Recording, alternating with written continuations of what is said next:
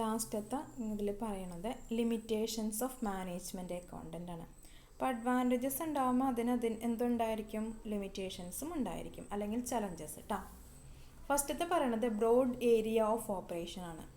Management accounting has a broad scope. എന്താണ് management account wide ആയിട്ടുള്ളൊരു scope ഉള്ളതാണ്, അല്ലെങ്കിൽ വൈഡ് ഏരിയ കവർ ചെയ്യണതാണ്. അപ്പോൾ anything and everything connected with the manage decision making is covered by this discipline and hence it is very difficult to manage the processing of financial data by a single individual. അപ്പം അതുകൊണ്ട് തന്നെ എന്താണ്, എല്ലാ കാര്യങ്ങളും എന്ത് കാര്യങ്ങളും തീരുമാനിക്കണം എന്നുണ്ടെങ്കിൽ മൊത്തത്തെ എല്ലാ ഓർഗനൈസേഷനിലെ എല്ലാ വിവരങ്ങളും അറിയണം. പക്ഷേ ഒരാൾക്ക് മാത്രമായിട്ട് എന്ത് മൊത്തത്തിന് കൺട്രോൾ ചെയ്യാനായിട്ട് സാധിക്കുകയുമില്ല. അപ്പം നല്ല അച്ചടക്കത്തോടു കൂടി കാര്യങ്ങളൊക്കെ നടപ്പാക്കണം. പക്ഷെ എന്താണ്, ബ്രോഡ് ഏരിയ ആണ്, വളരെ വൈഡാണ് അതിൻ്റെ ഏരിയ എന്ന് പറഞ്ഞാൽ. അപ്പോൾ സിംഗിളായിട്ടുള്ള ഒരാളെ കൊണ്ട് മാത്രം എന്ത് ചെയ്യാൻ ഒരു ഓർഗനൈസേഷന് കൺട്രോൾ ചെയ്യാനായിട്ട് ബുദ്ധിമുട്ടാണ്. എന്ത് ചെയ്യേണ്ടി വരും, ഡിവൈഡ് ചെയ്ത് കൊടുക്കേണ്ടതായിട്ട് വരും. പക്ഷേ ഇവിടെ അങ്ങനെയല്ല. മാനേജ്മെൻറ്റ് അക്കൗണ്ടിങ് എന്ന് പറയുമ്പോൾ മാനേജ്മെൻറ്റ് അക്കൗണ്ടൻ്റ് ആണ് അതിൻ്റെ ഡീറ്റെയിൽസ് മുഴുവനായിട്ട് ചെയ്യണത്. അപ്പോൾ പലപ്പോഴും എന്തുകളും തെറ്റുകളും വീഴ്ചകളും വരാൻ സാധ്യതയുണ്ട്. രണ്ടാമത്തത് dependence on financial and cost accounting. Management accounting എന്ന് പറഞ്ഞിട്ടുണ്ടെങ്കിൽ അത് എന്തിനെ ആശ്രയിച്ച, ഫിനാൻഷ്യൽ അക്കൗണ്ടിങ് കോസ്റ്റ് അക്കൗണ്ടിങ്ങും. കോസ്റ്റും വേണം ഫിനാൻസും രണ്ടും കൂടി അറിഞ്ഞാൽ മാത്രമാണ് മാനേജ്മെൻറ്റ് കറക്റ്റ് ഡിസിഷൻസ് എടുക്കാൻ പറ്റുള്ളൂ.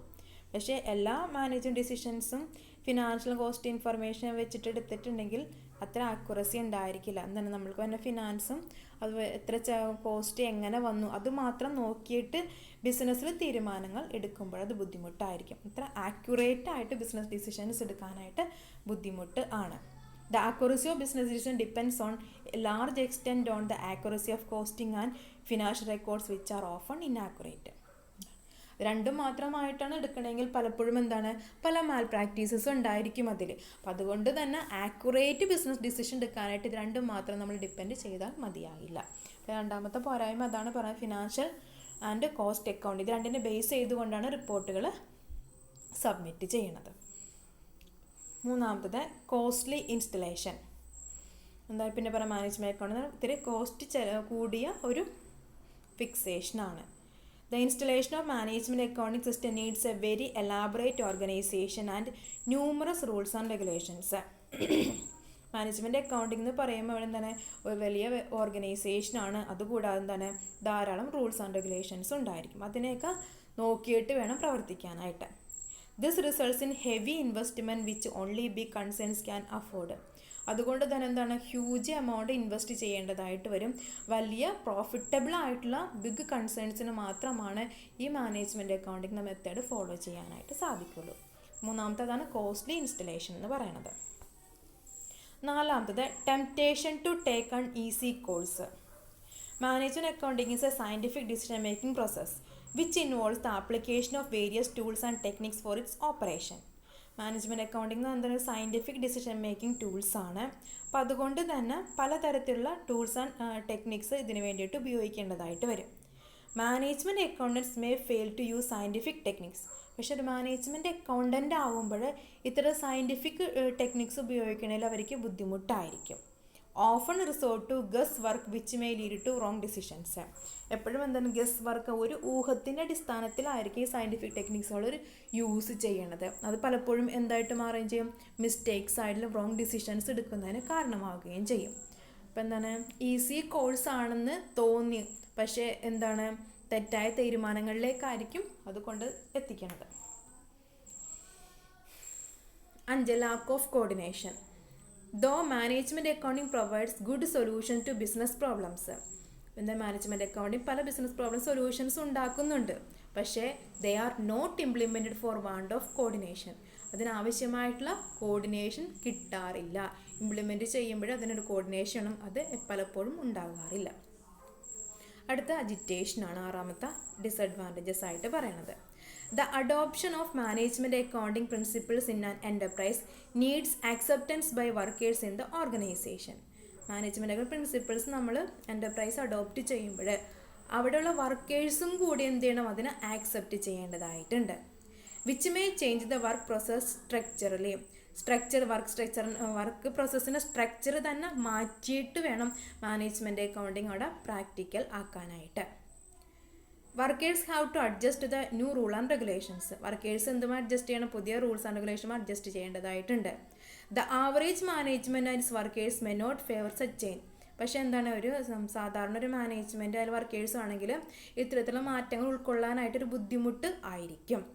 A sort of psychological resistance will be their own the part of workers. അത് അവരുടെ മാനസികാവസ്ഥയെ തന്നെ ബുദ്ധിമുട്ടിലാകും. വർക്ക് ചെയ്യാനുള്ളൊരു അന്തരീക്ഷം, സുഖകരമായിട്ട് വർക്ക് ചെയ്യാനുള്ള അന്തരീക്ഷം, മാനസികമായിട്ടുള്ളൊരു അന്തരീക്ഷം ആർക്കുണ്ടായാല വർക്കേഴ്സിൻ്റെ ഇടയിൽ ഇല്ലാതായിത്തീരുന്നതിന് ഇത്തരത്തിലുള്ള പുതിയ രീതികൾ വരുമ്പോൾ ബുദ്ധിമുട്ടായിട്ട് മാറാറുണ്ട്.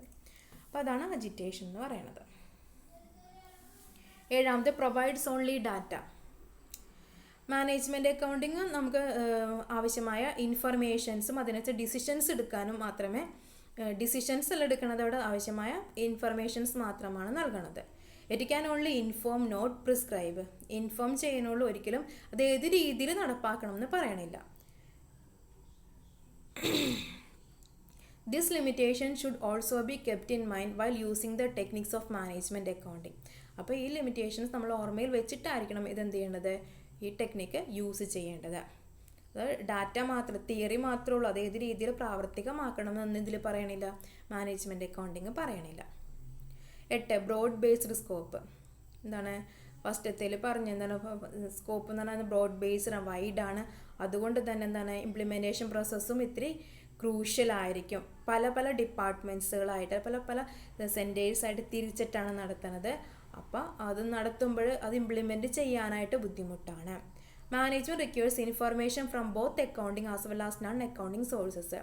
മാനേജ്മെൻറ്റിന് എന്തൊക്കെ ഇൻഫർമേഷൻ, അക്കൗണ്ടിങ്ങും അല്ലാത്തതുമായ കാര്യങ്ങളെക്കുറിച്ച് അവയർനെസ് ഉണ്ടായിരിക്കണം. It may lead to inaccurate reports and incorrect decisions.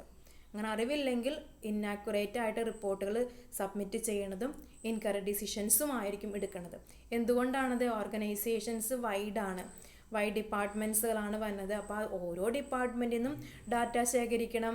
അത് വർക്കേഴ്സ് ഡാറ്റ ശേഖരിക്കണം. അക്കൗണ്ടിങ് ഡാറ്റ മാത്രമല്ല മറ്റുള്ള എല്ലാ ഡീറ്റെയിൽസും ശേഖരിക്കേണ്ടതായിട്ട് വരും. അങ്ങനെ ശേഖരിക്കുമ്പോൾ പലതിലും വീഴ്ചകളുണ്ടാവാം. അപ്പോൾ അതിനനുസരിച്ചിട്ട് തയ്യാറാക്കുന്ന റിപ്പോർട്ടുകളും ഇന്നാക്യുറേറ്റ് ആയിരിക്കും. അതിനനുസരിച്ച് എടുക്കുന്ന തീരുമാനങ്ങളും എന്തായിരിക്കും, ഇന്നാക്യുറേറ്റ് ആയിട്ട് മാറാൻ സാധ്യതയുണ്ട്. ലാസ്റ്റ് എന്ന് പറഞ്ഞാൽ പേഴ്സണൽ ബയാസ് ആണ്. The interpretation of financial information depends upon the capability of interpreter as one has to make a personal judgment. Financial informations interpret ചെയ്യുമ്പോൾ ഓരോരുത്തരും ഇൻ്റർപ്രറ്റ് ചെയ്യുന്ന ആൾ, അത് വ്യാഖ്യാനിക്കുന്ന അല്ല പറയുന്ന ആൾ അയാളുടെ കാഴ്ചപ്പാടിൽ നിന്നുകൊണ്ടാണ് അത് എന്ത് ചെയ്യണത്, മറ്റൊരു പറഞ്ഞു കൊടുക്കണത്. അത് പലപ്പോഴും എന്താണ് വ്യക്തിപരമായ അഭിപ്രായമായിട്ട് മാറാറുണ്ട്. There is every chance of personal bias in analysis interpretation. അപ്പോൾ ഫിനാൻഷ്യൽ അനാലിസിസ് ഇൻ്റർപ്രിട്ടേഷൻ നടത്തുമ്പോൾ ഏതാണ് ആ വ്യക്തി അത് ഇൻ്റർപ്രറ്റ് ചെയ്താക്കുന്നത്, ആ വ്യക്തിയുടെ പേഴ്സണൽ അഭിപ്രായങ്ങളായിട്ട് ജഡ്ജ്മെൻ്റ് ആയിട്ട് എന്ത് മാറാറുണ്ട്, മാനേജ്മെൻറ്റ് അക്കൗണ്ട് ഇൻഫർമേഷൻസ് മാറാറുണ്ട്. അപ്പോൾ ഈ 9 പോയിൻറ്റ്സ് ആണ് എന്തായിട്ട് പറഞ്ഞാൽ ഡിസഡ്വാൻറ്റേജസ് അല്ലെങ്കിൽ ലിമിറ്റേഷൻസ് അല്ലെങ്കിൽ ചലഞ്ചസ് ആയിട്ട് പറയേണ്ടത്, മാനേജ്മെൻറ്റ് ചലഞ്ചസ് ആയിട്ട് പറയണത്.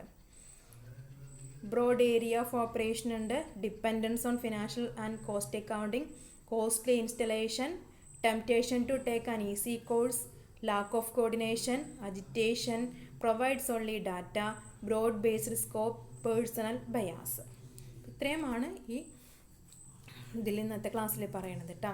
ടൂൾസ് ഉണ്ട്, അഡ്വാൻറ്റേജസ് ഉണ്ട്, ലിമിറ്റേഷൻസ് കേട്ടോ.